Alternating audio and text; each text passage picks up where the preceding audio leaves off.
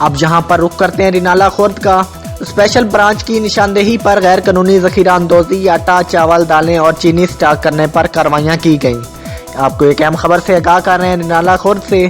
Assistant commissioner madam कुंसिया नाज की क़ियादत में सिटी रिनाला खुर्द में गैर कानूनी स्टॉक करने पर कार्रवाइयां की गईं और मुतअद्दिद दुकानों को भारी जुर्माने भी किए गए।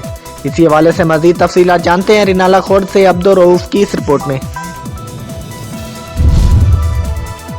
जी बिल्कुल, Renala Khurd assistant commissioner madam Qudsia नाज की क़यादत में सिटी रिनाला खुर्द में गैर कानूनी स्टॉक करने पर कार्रवाइयाँ की गईं और मुतअद्दिद दुकानदारों को भारी जुर्माने भी किए गए।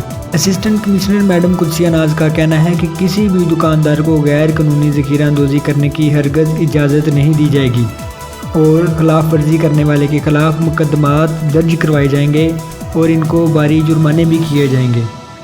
कैमरामैन टीम के साथ अब्दुल रऊफ, रिनाला खुर्द।